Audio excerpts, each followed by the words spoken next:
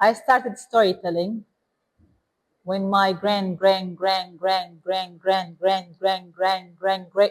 my mom like became storyteller.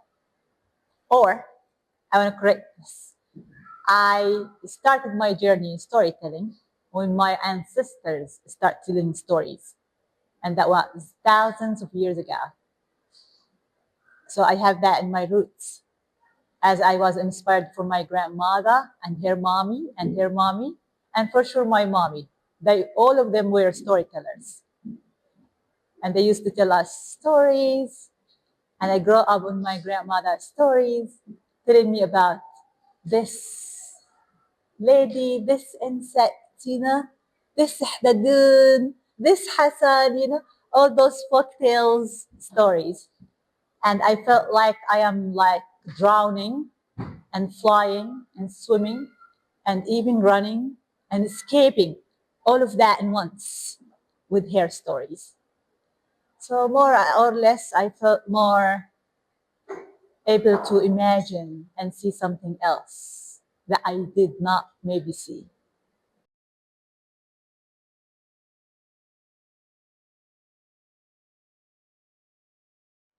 So the idea of storyteller is very important. So that person who really look for the stories, find them, feel them, live them, and decide to tell them again to specific audience, either their communities or somewhere else. This process of collecting, documenting, remaking, analyzing, and even searching, mapping, as well trying to find the meaning behind the meaning. Itself, it's a process that the storyteller doing in order to tell the story. And that's exactly tell us something more than we think. Because when that storyteller do this, then they get something we did not get. They direct their own words. They direct their own meaning. Different than other type of arts. It might be that theater will have a theme or a team who's working around the show where the conductor or the director give like tasks for this or that, and they play the roles, right? More than maybe, I think, the meaning. And if they are excellent actors, for sure they will do their best to do that perfectly. But in storytelling as well, we do have different type of storytelling style and methods and techniques in the world. I mean, I'm mentioning more our ancestors like techniques. They used to own the story. So when we own the story, it's when we own the world. So I think that's very important. To be able to tell your story, then that means you are existing more and more. Other type of art also telling stories through like a visual, dance. Storytellers and all over, we dance and we sometimes act and sometimes we just like draw and write. And we do all type of things. So the storyteller, I think, should have this all tasks together and should have all those skills together. To be a storyteller and good storyteller, you have to be able to put yourself in risk in your reality, in your life, to touch and feel the other people that you are their voice to.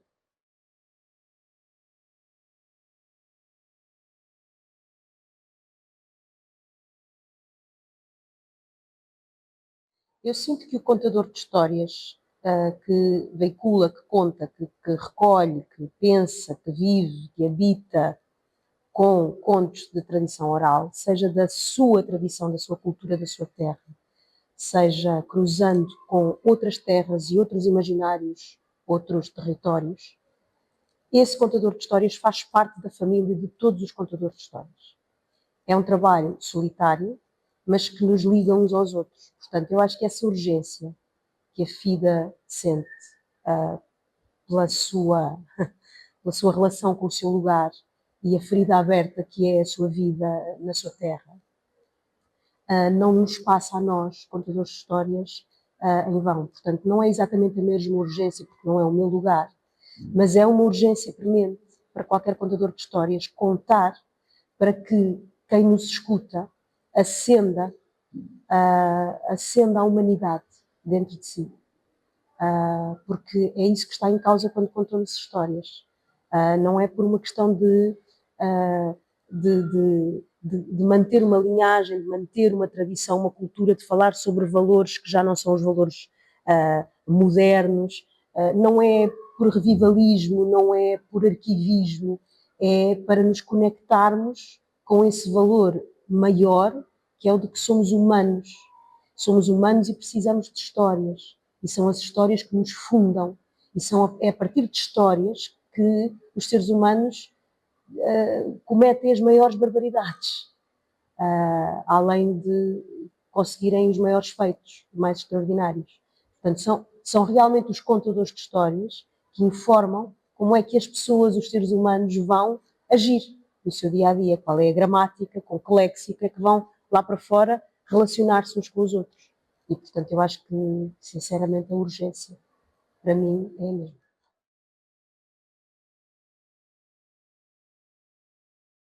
I understood that she is very nice, strong woman, telling stories.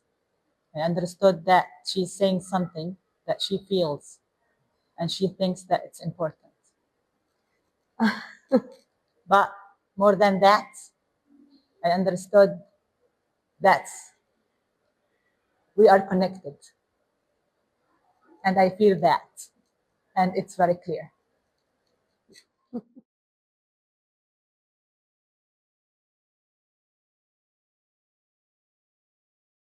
We Palestinians inside Palestine,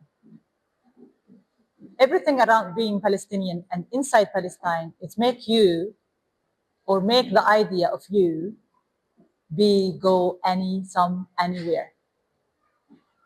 All type of colonization and occupation and even isolation that we have been facing, it's obvious that maybe you are not connected to the world. The idea of storytelling and being storyteller and connect that story from you to the world, it's very important. The idea to find other storytellers all over the world and hear from them, listen to them, see how they tell the story, and learn from each other. Invite them to your country, go to their places, exchange their cultures. And this is very, very, very, very interesting. Because then the storytelling is not only a person who's telling the story, it's about what is the story that this person is telling, and when this person telling that story, and where, and who is that storyteller too, and what the philosophy behind this event that we are together today, or maybe tomorrow, or we have been yesterday, what type of collaboration we can do together in order to be one. We understand that all stories in the world come from one mother. That means we all come from one mother too as storytellers, since we have the same profession. So it's very important for Palestine and for our story to go all over the world, to connect our storytellers to other storytellers across the ocean, the seas, mountains, rivers, even fields. And deep, deep, deep, like that olive tree roots. And high, high, high, high, reaching the sky. And maybe on the space somewhere that we can't see, right? Right.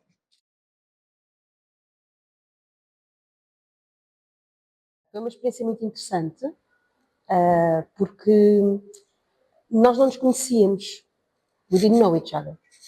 Nunca tínhamos falado uma com a outra. Foi uma intuição do Luís Carmelo, sentir que esta era a pessoa que eu queria convidar e que eu era a narradora em Portugal que a iria acompanhar. E eu fiquei à espera dela algum tempo no hotel. A Fidaa adormeceu. E eu esperei quase uma hora e mandei-lhe uma mensagem a dizer: olha, não consigo esperar mais, estou muito cansada, eu vou-me embora. E ela disse: 3 minutos e eu deixo. E ela desceu. E ela queria ir descansar, eu queria ir embora. Mas muito rapidamente começámos a falar sobre histórias. Que histórias é que vais contar? Qual é o teu repertório? Qual é o meu repertório? E em menos de 20 segundos estávamos sentadas e passámos horas a contar histórias uma à outra. E, portanto, essa foi o encontro mais bonito. Foi perceber que as histórias tradicionais da Palestina tem uma relação muito profunda com as nossas histórias tradicionais, tão profunda que há tipos e há subtipos e há figuras e personagens e narrativas que são idênticas. Eu já suspeitava, porque já tinha tido a oportunidade de viajar por toda aquela zona, por todo aquele território, e através das recolhas que nós temos, que há muitos pontos culturais em comum. E, portanto, foi a seguir, termos andado a contar em escolas e coincidirmos hoje, é um pouco uma celebração para nós das histórias que nos unem. Não é só esta cultura das oliveiras, é realmente as narrativas e a maneira de olhar para elas, que é muito idêntica. Acho que somos mesmo quase o mesmo povo separado da mesma mãe. Sim.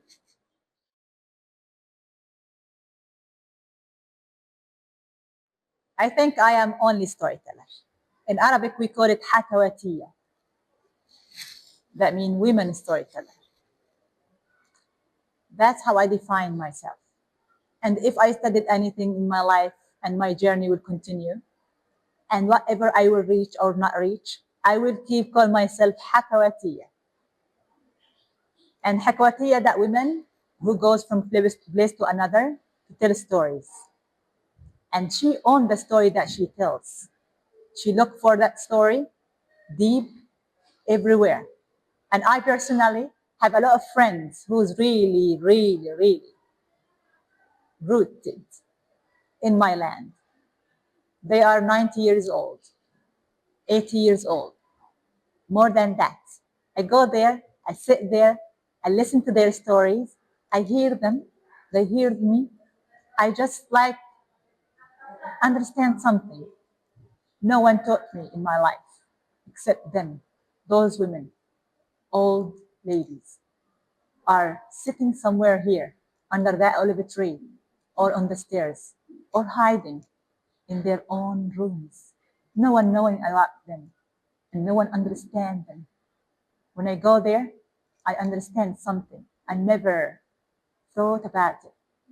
As the stories taught me a lot, and those type of stories change my character and take me somewhere else to another world. All my journey in storytelling, every time. And I think since the stories changed me, I think that I also can change something in the audience that they listen to that story. And it's about really water. It's about something you suck and something you say in the same time. It's something you take and something you give. It's this type of process. Collecting stories is a big responsibility because you're dealing with thousands years old stories, folk tales in Palestine, where people did not write them. They really take them from mouth, from tongue to ear, throughout the years. When you take them, you think that you understand what's going on there. But for me personally, to understand one story that I collected took 9 years to be able to go on stage and tell that story to people, to public. So it's really a huge process that the storyteller take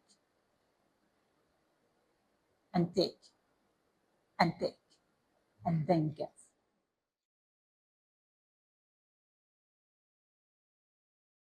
Quando eu ouço a Fida a explicar o seu processo de trabalho e o que é ser um contador de histórias e a nomear na sua língua e a explicar-me que existe uma definição na sua língua para isto que nós em português temos de dizer contador de histórias, que não é exatamente a tradução real do que esta palavra que ela utilizou para definir o que faz, que é um ofício.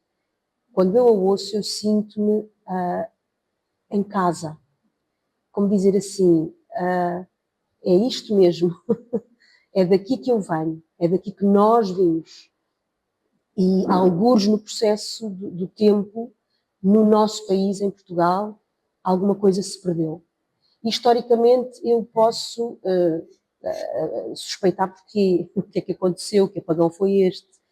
Basta olhar para a nossa história dos últimos 40, 50 anos, há realmente um apagão muito grande desta relação que já existiu, eu tenho a certeza que já existiu em Portugal, e que nos foi legada por contadores de histórias e movimentos de narração oral muito mais antigos, como é o caso da Palestina e de outros territórios, que mantiveram viva uma prática de ofício, de arqueólogos de histórias, de palavras de gente.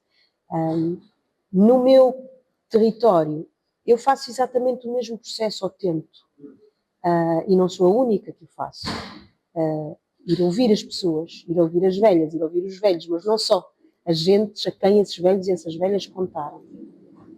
Mas temos nós aqui uma grande necessidade que nos foi legada muito pela Isabel Cardigos, que é a nossa pioneira recoletora de histórias, essa é a verdade, e responsável por os contos da tradição oral portuguesa e este movimento que existe terem lugar, sobretudo na Europa e no mundo, dizer assim, olha, nós também temos essas histórias, ela é que é responsável por dar tempo de antena ao nosso imaginário, foi uma grande mulher, esquecida e ignorada e silenciada, em que se percebe exatamente que há uma urgência, no nosso caso em Portugal, de não é nos pormos em bicos de pés para que nos ouçam, mas de encontrarmos paralelos de comunicação e de fala com os outros lugares que nos pejaram de histórias. Nós somos atravessados por uma série de culturas. A nossa língua, não é, foi formada por uma série de gente que nos ocupou, que deu à luz este nosso imaginário mediterrâneo, mas não só, em que temos em comum contos com o Nepal, com o Irão, com a Palestina, que não existem em Espanha, que não existem em França, que não existem no resto da Europa, e portanto nós temos a responsabilidade como contadores de histórias em Portugal não é de nos pormos em bicos de pés para que nos ouçam, mas para dizer, olha o tamanho da ponte que nós conseguimos fazer.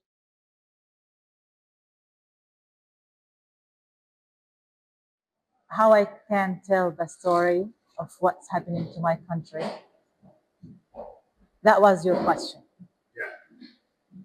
And don't cut that question, because my answer will be built in your question. So when you do edit, don't cut the question. So how I tell the story of my country? That was your question. And my answer is